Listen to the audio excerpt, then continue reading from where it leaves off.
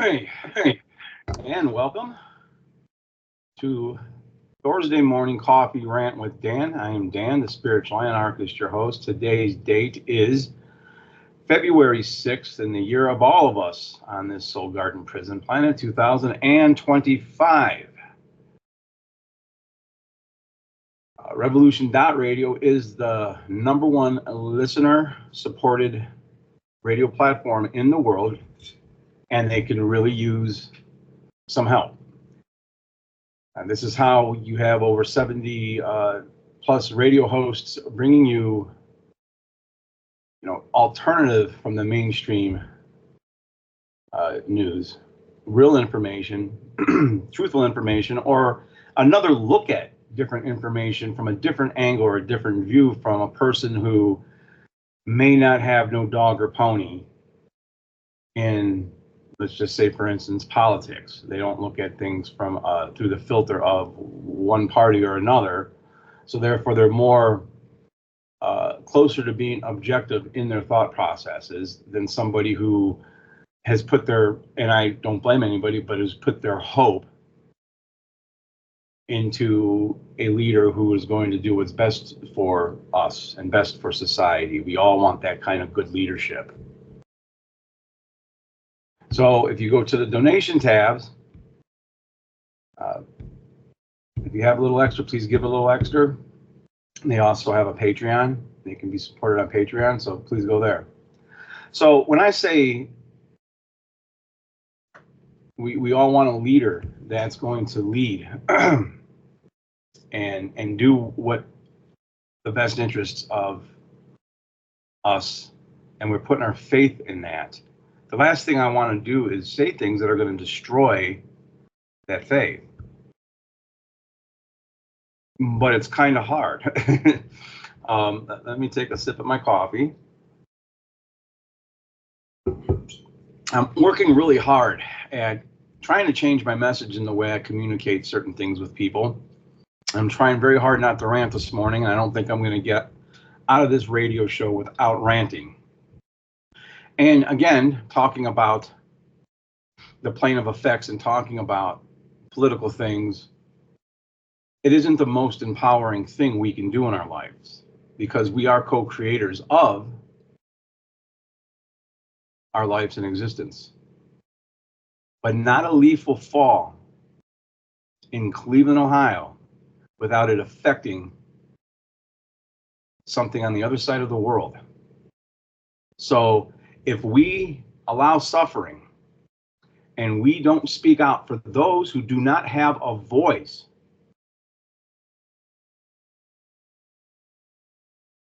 then we're trash.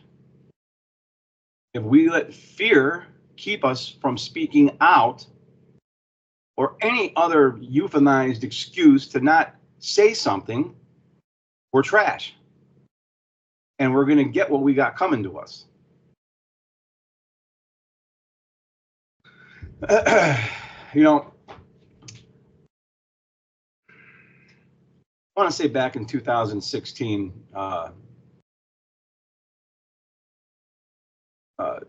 then President Barack Obama was given the Nobel Peace Prize after bombing more brown children and murdering more brown children over in the Middle East, more Semitic people, than any other president up to that point.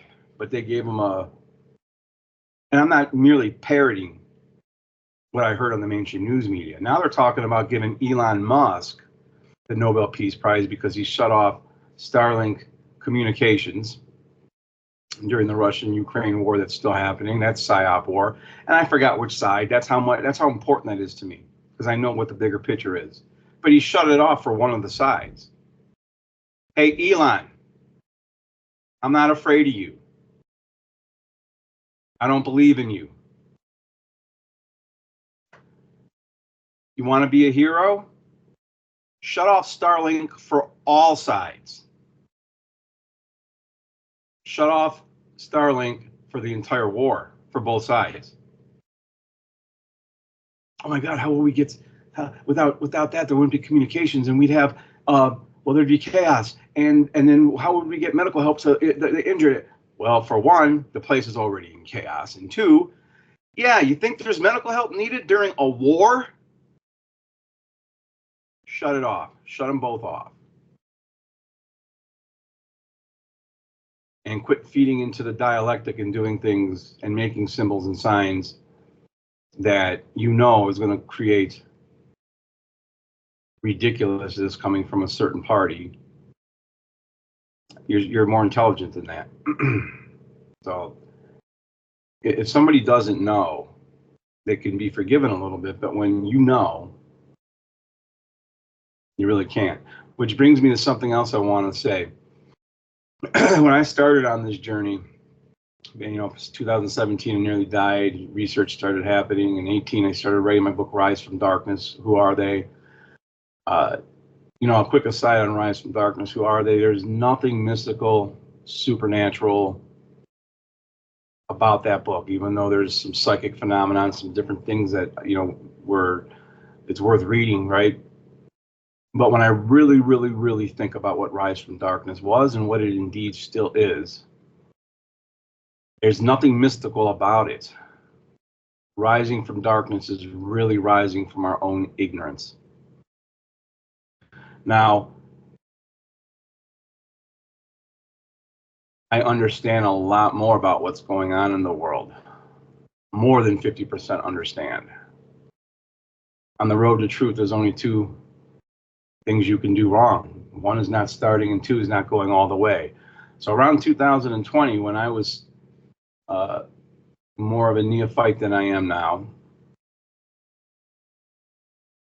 I wasn't going to fool somebody who had gone all the way or much closer to all the way, any more than you can fool a painter if you're not a painter. I can talk to somebody who's in the Marine Infantry, and within 30 seconds, they'll know I was Marine Infantry. I can talk to a cop, and within 30 seconds, they'll know I was a cop. I could talk to somebody else who's died and came back, and within 30 seconds, they'll know that I'm not lying. So that's just something that I want to put out there into the collective to certain people who are doing this work. I understand, and I'm definitely past the halfway point. And I went through a period of time where I was really trying to digest it when I found out more than I initially thought. And at the same time, I was simultaneously working through and figuring out some of the very metaphysical things that were happening in my own life. I'll just leave that at that. But back to the Elon thing. Yeah, why don't you shut off Starlink for everybody and be a hero? And then maybe you would deserve, maybe I would think you deserve that Peace Prize. See, 34 years ago, on this very day, I had arrived at Parris Island to become a United States Marine. At one time, one of the most finest fighting forces in the world, most moral fighting forces in the world. And when the Marine Corps was made in 1775, this is just something that I have to say very quickly. I remember when I was driving between Bethesda, Maryland, and Annapolis, Maryland, in one of those white government vans. I was only 21 years old, and I remember looking around at the cars around me, people living their normal, ordinary life, and here I'm in the military driving this white van, and I think, you know, I'm outside of that normal life, and, you know, I'm here to protect them, and da-da-da-da-da, and the Marine Corps will have you sing ditties and do different cadences, and, you know, you start to think that you became a man because you went into the Marine Corps. And as I looked around at the different people, and I realized, you know, I'm not better than any of these people. I'm from these people. I'm here to protect these people. That's the oath I took. And that was me at 21 having a more philosophical look at things. To any young men out there right now who are thinking about joining the military, okay, or join the Marine Corps, I just want to say this. We've got this parroted thing that comes from our grandparents. hey, millennials, that's not from Generation X. Don't confuse us with that other generation, the baby boomers. But it came from their parents and the baby boomers, and even from us, it gets parroted. You need to go into the Marines, it'll make you a man. You go in the military, 2 years, it'll make you a man. Everybody should do at least 1 year in the military service because it'll make you a man, blah, blah, blah, blah, blah. Listen, self-discipline, self-ownership will make you a man. In Tunn's Tavern, Philadelphia, Pennsylvania, in 1775, there wasn't a bunch of Marines that magically appeared and turned people into men to go fight. It was men who got together and made Marines. So let's not get it twisted. And that's coming from a United States Marine. To all my brothers and sisters out there, Semper Fidelis, always faithful. To God with a capital G. And they say to country, but I would say to humanity. And then to each other. That's important. No experience that I've had in my life is a waste. So I've noticed that whenever I'm trying to talk in my own personal life with a person right there in front of me, they know I'm a non-voter. They know that I don't side with either side as far as that stuff is concerned. And when I want to make a point, even if it's just letting them listen to a 4-minute video I did that does tie together a very good point, I lose them really quickly. As soon as I say something, and it doesn't matter what side they vote for, what side they're putting their faith and trust in, if I say something that goes against anything that's within that paradigm, I lose them. Their eyes glass over. And they're right there in front of me and I lose them. So I could only imagine on a podcast or on a radio show how quickly it would be for me to lose people if I don't start changing the way I say what I say. Because my main mission is to bring people together and to unite people. But man, I gotta tell you, I get so angry at what I see going on in the world. And it should anger you as well. Okay, I made a post about lead paint. I shared a meme. Okay. And context was added to this post. Fact check, lead paint was banned over child safety concerns, not radiation conspiracy. So we've got a new guy in office and they don't call it straight out fact checking anymore. There's a new aesthetic added to the box, which means they've taken this into account because it's not the same looking type of fact check. It's not the same name, but it is in fact the same thing. They're still putting that up there. So free speech is still being hindered. All right. Now to give you a basis, lead does, in fact, look it up, research for yourself. It does block certain radio frequency.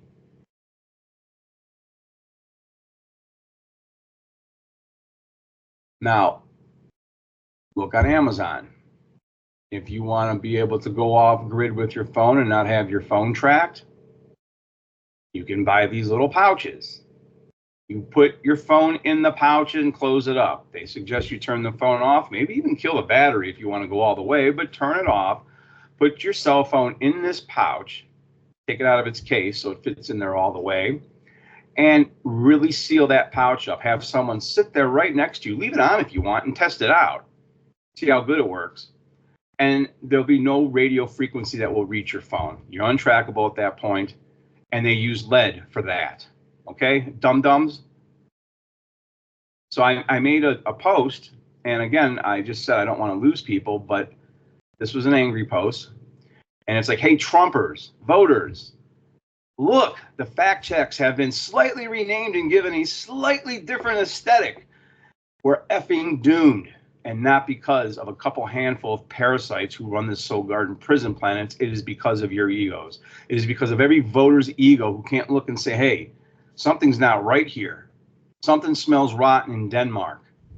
And again, this is playing with effects, but if we want to actually exact effect in the world, in our own life, we have to make sure we exact it in the world as well. And people want to argue over we should start with ourselves and work out, or maybe we should do a little bit of both. Why not both?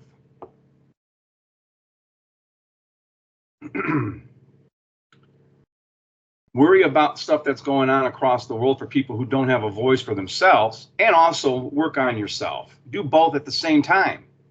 When you're fighting an enemy, you don't just go up the center, you flank them. You're going to hit them from more than one side. Just something that's just the stuff to think about.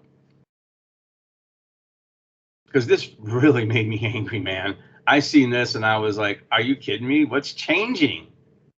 What is changing if this is the case?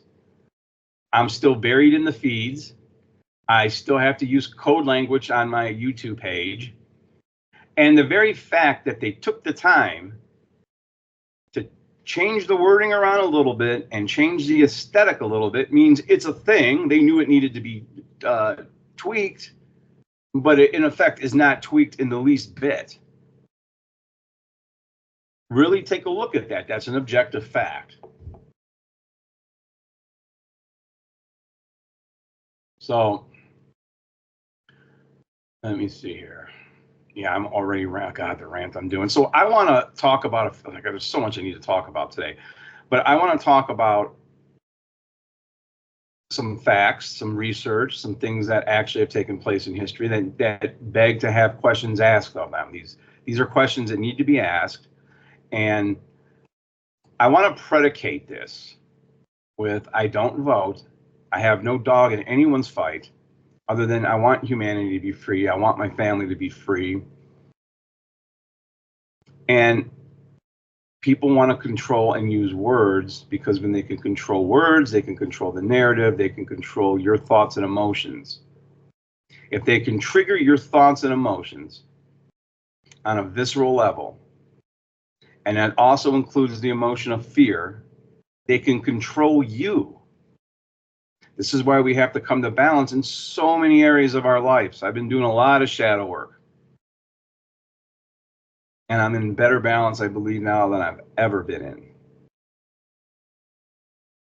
So I want to actually really predicate this with this. They try to control the words, and the truth of the matter is there's something there's something going on here, folks. I'm trying to what did they used to say on Scooby-Doo?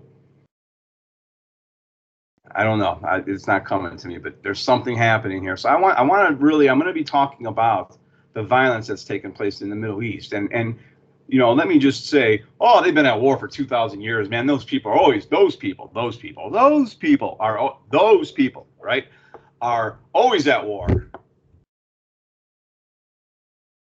Those people are me. Those people are you. Those people are fellow human beings on this planet. Okay.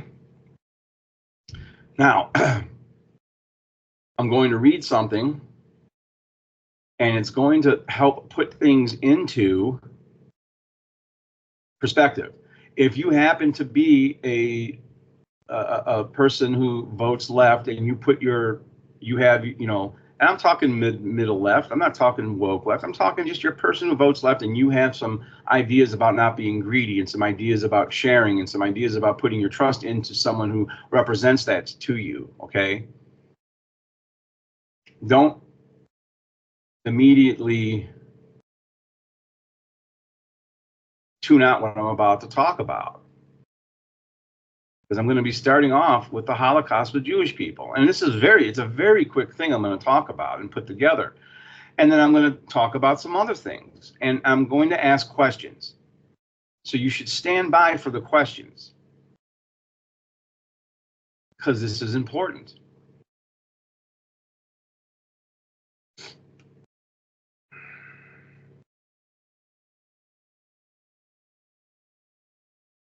Because people are starting to wake up.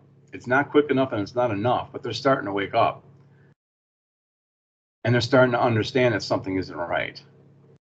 I want everyone to understand that those who are creating division want us to murder each other for them because they do not want to incur the negative consequential effects of their desires, of the karma that they will incur if they take the actions themselves.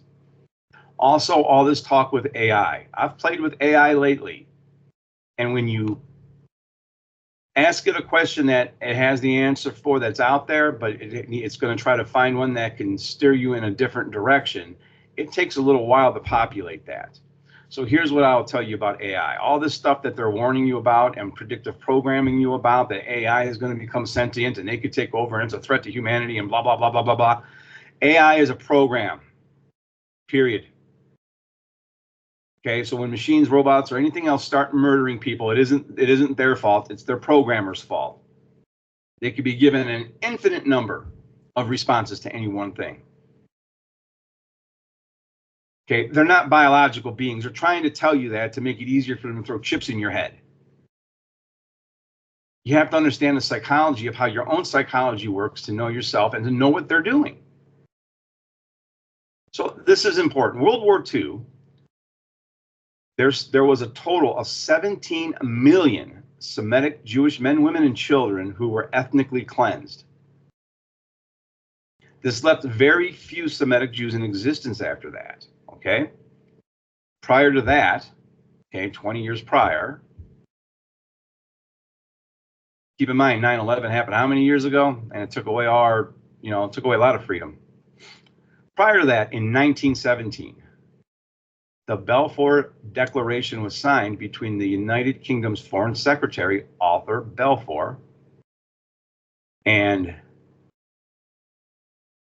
Lord, they call them Lord Rothschild, a leader of the British Jewish community, which would allow European converts to the faith of Judaism a home in the quote-unquote promised land, if they chose to go there and join their brothers and sisters in that faith. A mere 2 decades later, the already small Semitic Jewish population was decimated to the point of extinction in a Holocaust that the world did nothing to prevent. But to the world's defense, at that time, our population at that time didn't have access to information instantaneously as we do today. 6 million Jews were marched into ovens. Semitic Jewish people were marched into ovens. A total of 17 million Jewish, Semitic Jews, men, women, and children, killed during that World War II.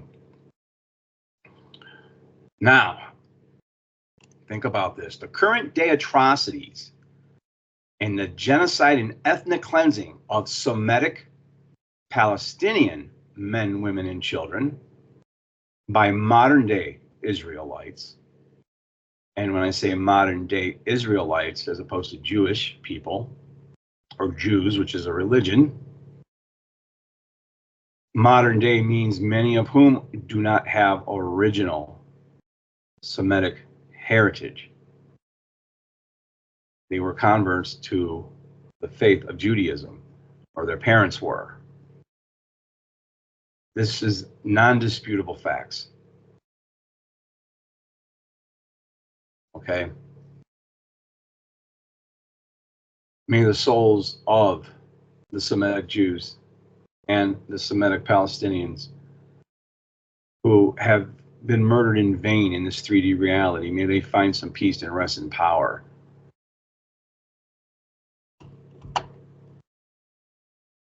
So it raises questions to me, okay? So there's just some questions that we need to find the answers for. Because if we allow this kind of stuff to happen in the world, we're going to allow it to go on everywhere. What is it about the Semites, or possibly their bloodlines, that keep people of mostly Western European bloodlines murdering them? That's one question. Well, that's kind of two in one. And who and why are they doing it for? I've said this before, people are too lazy. We can get very violent, but it's not our natural state. See, I don't believe in coincidences. One Semitic race of people were all but wiped out during World War II, and now another Semitic race is being wiped out during what is World War III, and why? And I mean that why beyond what the news lies about. I'm befuddled as to why so many people in this country who claim that the news media is the fake news and claim that they don't trust big government won't do their own research. But then it occurred to me, hey, Dan, be a little bit easier on everybody. Hold on a second. Because the powers that shouldn't be have done a really good job at keeping all of us in the rat race of work, eat, sleep, repeat. Work, eat, sleep, repeat. They keep you too busy to have the time to research. They keep you in your feels, in your emotions, in contradiction, in conflict. And they keep you in a mode of reacting instead of taking the space and responding. Between that little space of stimulus and response lies your power. So don't let them keep you reacting. And it's hard to do when the R complex of the brain, that's the lower lizard brain, the 4 F's, fight, flight, fornicate, and food, when that is activated and the ego is activated, you're very easy to control then. They know this. This is human psychology. My last question, because we need to ask questions, and I'm not questioning here. I'm not questioning, I'm just asking questions that should be asked. What is it about the Middle East that every time there is a new archaeological discovery or significant research being conducted there, some type of war or armed conflict breaks out and drives and then keeps the researchers away from those areas? We know from recent history that all governments lie and that they all worked in tandem 5 years ago to lock the whole world down and put diapers on our faces. And 4.5 years later, less than 4.5 years later, after having such staunch cooperation, they're now at a world war. You don't think something bigger is going on? Don't be afraid. Don't put your faith in someone else, and don't be afraid to speak up your disdain at somebody you even voted for. The good news is I'm seeing moderate lefts and rights who are waking up. Moderate lefts and rights who this time didn't vote at all. They're starting to realize it's a cult. And something bigger is taking place. Let me close this out. Oh, hold on, I don't want to do that. Cancel this. I got to go over to something else. And I don't mean to come across as condescending, trying to, teach anybody history, like I know history. You really don't if you're allowing it to repeat. You really don't if you're not speaking out yourself. If I can't, amongst friends, tell them the truth without their eyes glassing over and without them getting nervous and moving around and jittering and looking at their phones because they don't want to really hear it, because I said something that may go against their certain political belief or their hope. I actually feel bad if I'm scaring people and dashing hopes, because hope and love does create a world that evil cannot control. But when you stand in that hope and love and you stand in that righteousness, that's where your power comes from. And that's where unity and all of us can get together. So there was a 66 letter document that was mailed to his Lord Rothschild. in 1917. That was eventually named the Balfour Declaration. I'm going to read it to you. This is dated November 2nd, 1917. Dear Lord Rothschild, I have much pleasure in conveying to you on behalf of His Majesty's government the following declaration of sympathy with Jewish Zionist aspirations, which have been submitted to and approved by the Cabinet. His Majesty's government views with favor the establishment in Palestine of a national home for the Jewish people, and will use their best endeavor to facilitate the achievement of this object. It being clearly understood that nothing shall be done which may prejudice the civil and religious rights of existing non-Jewish communities in Palestine, or the rights and political status enjoyed by Jews in any other country. I should be grateful if you would bring this declaration to the knowledge of the Zionist Federation. Lord Rothschild was the head of the Jewish community in London, England. Again, they wanted to create a homeland for people who wanted to go and live in the Holy Land. If they converted to the faith of Judaism, they wanted to be with their brothers and sisters in the Holy Land. So I want to be clear, when I say I'm against anti-Semitism, I really mean I am against all anti-Semitism, violence against all beings, actually. But I'm against violence towards all Semitic people.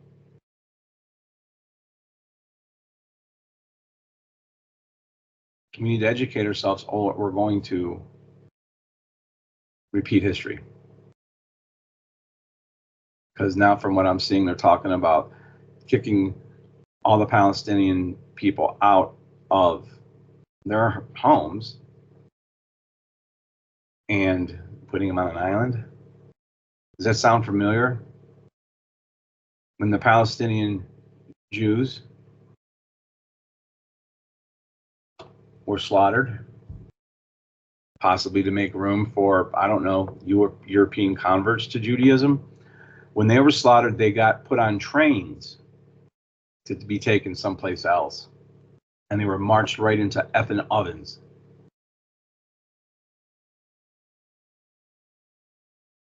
So I'm going to read something here. And this is from Google. From Google.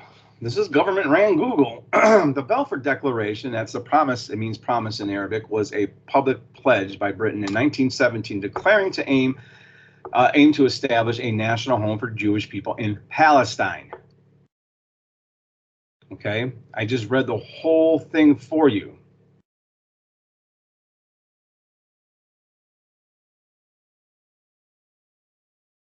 Okay, they wanted a home for people who were going to convert and for the Jewish people in Palestine. And it then was an Ottoman region with a small minority Jewish population there. So in 1917, there was already it was a small Semitic Jewish population there. Again, you need to see the bigger picture. I'm not saying Jewish people can't live there. I don't care who lives there. Everybody should be able to live there in peace. Okay?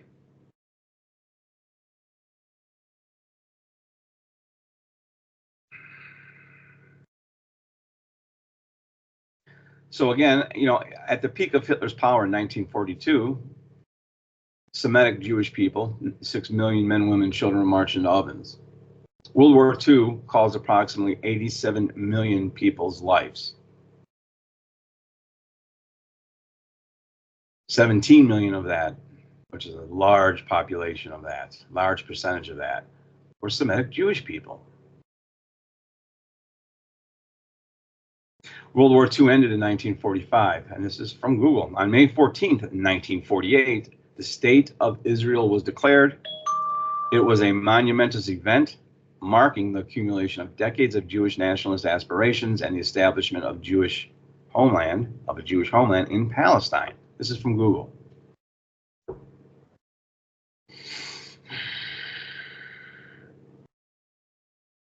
We see a repeated pattern of violence in humanity, and we have leveled it towards our own people, towards our own species, and it should invoke more in-depth thinking. Why is so much violence being leveled at Semitic bloodlines?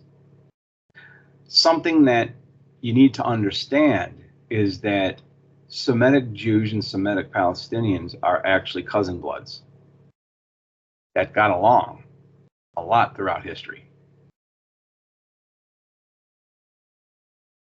My next question was, did Adolf Hitler, was he into the study of the occult? I'm asking Google this. And did he send his military to Alaska? AI's answer, yes, Adolf Hitler and other high-ranking Nazis did show an interest in the occult, while Hitler himself did not publicly advocate for mystic cults. It's all mystic, right? He and his inner circle, including Heinrich Himmler, were fascinated by various forms of pseudoscience and occult practices. This included astrology, clairvoyance, and other supernatural beliefs.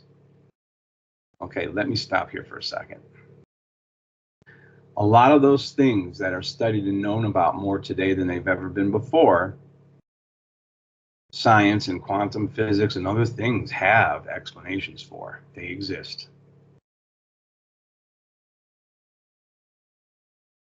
So it goes on to say the Thule Society, an esoteric group that some early members of the Nazi Party were associated with, played a role in shaping some of the Nazi ideology. However, it's important to note that while there were connections between some Nazi leaders and occult practices, the extent of Hitler's personal involvement in the occult is often exaggerated in popular culture. I don't know if that's true or not. He could have just been a charismatic front man like we have today, possibly. There's no reason to believe that that's not the case. As far as going to Antarctica, according to Google, there was a German Antarctic expedition between 1938 and 1939, led by the German Navy Captain Alfred Richter, Richter. He was born in 1879, died in 1963. Countries agreed to leave Antarctica alone with the signing of the Antarctic Treaty on December 1st, 1959. The treaty officially came into force, June 21st, 1961. Okay, in my opinion, this is around the time that humanity was developing more advanced and safer means of travel. So for whatever reason, they didn't really want us in Antarctica. I don't know what that reason is. I'm not going to give you any theories on that. You have to look at the whole big picture to start being able to put the puzzle together a little bit. And be willing to be wrong about that puzzle when new information makes itself available, which you should always be seeking and not just listening to the news. So I asked another question to AI. Are Palestinian people Semitic as well? So, of course, if you've been listening to this whole show and haven't gotten angry and turned it off because I said something that offended you because of what you believe in for your side, my side is humanity, and you're still listening, you already know the answer to this, but AI answered, yes, Palestinians are considered a Semitic people. The term Semitic refers to a family of languages, including Arabic, Hebrew, and Aramaic, as well as the ethnic groups that speak these languages. The Palestinian people primarily speak Arabic, which is a Semitic language. And they are part of the broader Semitic ethnic and linguistic group. They also spoke an offshoot, this is from other research, of Hebrew.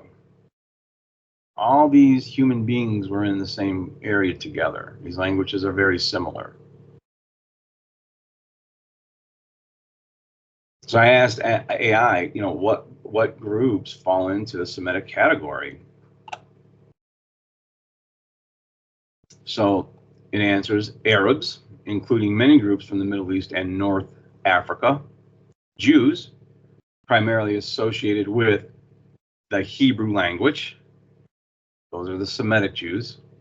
Assyrians, an ethnic group that speaks a this is a little bit different, Neo-Aramaic language and originates from the region of Mesopotamia. Okay, there's Amharas and I don't know if I'm pronouncing this right, Tigarians. God, we're talking about Game of Thrones here. Ethnic groups in Ethiopia, they speak Aramaic and Tigarian respectively. Phoenicians, an ancient Semitic-speaking civilization that lived along the coastal region of modern-day Lebanon, Syria, and Palestine, and modern-day Israel. And then the Canaanites, or a Semitic-speaking culture group who then lived in Canaan, comprising Lebanon, southern Syria, and Palestine. It's worth adding that the Canaanites and the Phoenicians are almost interchangeable for all intents and purposes of what I'm talking about today, as in they are the modern day Palestinians. It's also worth noting that this little thing that I wrote and did was only a small amount of Google research, and it matched up with my more in-depth research that I had previously done, which is why I know it's true, because you have to be careful with what you do take off of Google, but there is real information to be had off of Google.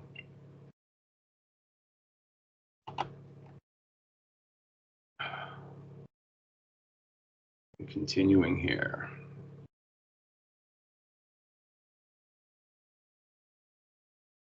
So there's a fourth question to ask.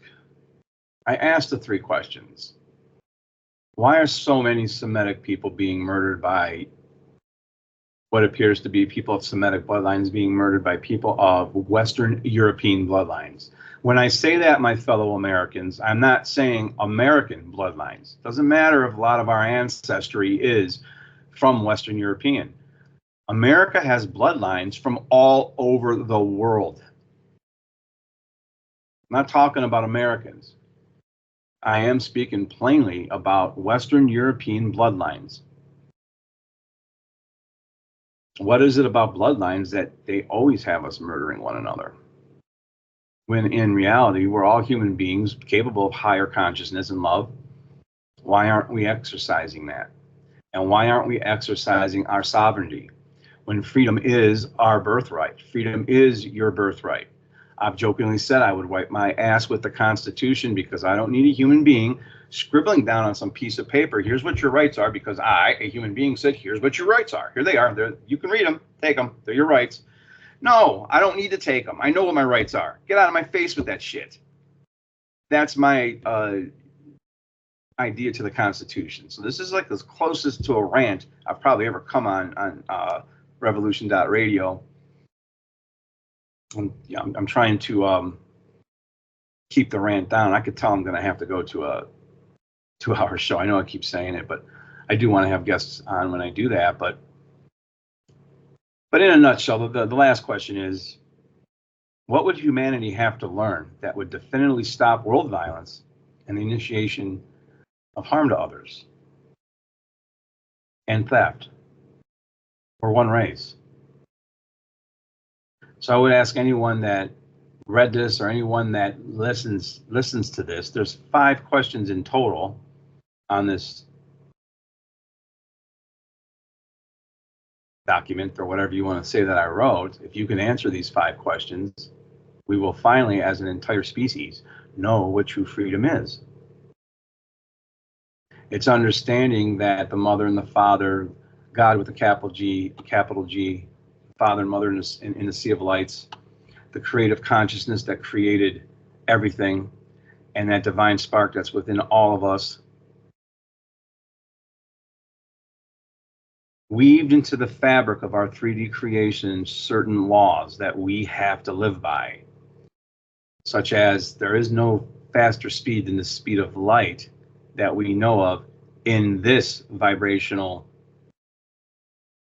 3D reality.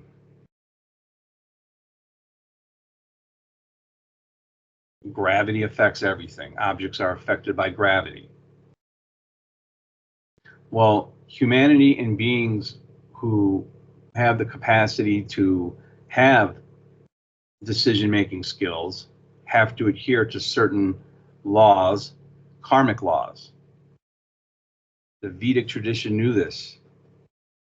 It's also known as cause and effect, natural law. The Bible told us there's 7 deadly sins, which are all about protecting us, or all about, at worst case scenario, the 7 deadly sins are just a warning against excess. They're not truly deadly sins. There is no such thing. The real deadly sins, quote unquote, are don't transgress against natural law, or if you do, you're going to face the karmic consequences. And that's what we're facing. If we would learn what real natural law is, which is occulted information, which is what Hitler was studying, we have to ask these questions. Right now, as we speak, again, this information is out there. I'm not some whistleblower. It's out there. One of the largest populations of Semitic Jewish people currently resides in Iran. Why? Why aren't they over in the Holy Land? Why did I see Semitic Jews in Israel taken to the streets and protesting the violence being leveled at Palestinian civilians? And these Semitic Jews in Israel were beat up by the Jewish police and thrown back into their houses. We have to start really looking at things and quit just looking at, get your blinders off, man. Take in the bigger picture. That's showing true care for your fellow human beings. That is showing true love. So you should work to heal yourself and your own contradictions and your own traumas, but at the same time, speak out against people against the murder of people all over the world by governments governing them. The world has not broken out in anarchy. Anarchy is nonviolent. Anarchists do not initiate harm. That's one of their rules. It's the same thing as the libertarians, the non-aggression principle. We do not initiate harm. The world hasn't broke out in anarchism. If it did, it'd be relatively peaceful compared to now. People would be working together voluntarily. Voluntary cooperation. The world is broken out in government, folks. And I'm not anti-government. It is broken out in government. So I'm going to get off this tip real quick. And I'll probably go into my next show. Well, I'll leave off here with, I still got time. I still got like 5 minutes left. I wish I had more time, honestly. I really do. But there's a theory that came to me about extraterrestrial time travelers. Some of these extraterrestrials, could they in fact be us from the future? They look different. But I've seen a video where you can't tell if it's real or not, supposedly from the 50s or 60s, where an extraterrestrial had crashed, was alive and being interviewed. And there's other theories out there. Could they actually be us from the future? That creates questions like, are they here to mess with our DNA or blood in some kind of way? Because they're dealing with some type of future, or we're dealing with some type of future disease or extinction. And they're coming back to do something to bloodlines to keep that from happening, possibly. Or are they back here for more nefarious reasons, and there's certain bloodlines in the future that aren't affected by certain things, and they don't want that? That would tie in with why Semitic peoples are being ethnically cleansed. Nothing to me, how affected are they by the needlecraft, the jabs? If they're not affected by the jabs, by the gene therapy, the way some of the other their fellow humans are. I guess we got to wipe them out then, huh? Could that be happening with these extraterrestrials? Some of them, not all of them. A lot of them are higher, consciousness. Do our future selves, do we live much longer due to technological advancements? Have those technologies led to a different way of procreation where sex is no longer a requirement? Does a development of higher consciousness lead to a true opening of cosmic love, agape, and the joy in that oneness is sustaining in and of itself? And we're no longer at war with ourselves in a sexual manner for the animalistic R complex of the brain that kicks in, along with the spiritual aspect, cosmic love aspect that needs to be there also, that creates that really awesome experience that we have as human beings today. Is it no longer needed? Is it not there at that point? Are these time travelers here for some good reason or bad reason? Are they indeed even time travelers? These are the kind of questions I ask myself. So if that turns you off to everything else I just said, because that sounds like a bunch of science fiction mumbo jumbo, I think it's worth asking. Were we created by the Anunnaki, a race of beings that were giants and then were technologically advanced, who settled in Mesopotamia and had their slaves or servants carve things out on tablets? They couldn't open up a Word document and type a bunch of stuff down. They couldn't go through the drive-thru and get a 1,000-calorie meal. They had to work for their stuff back then. And it's another thing. Alcohol barely went up in price in my area, but food's gone way up. And McDonald's and Burger King used to have salads and yogurt and some healthy choices.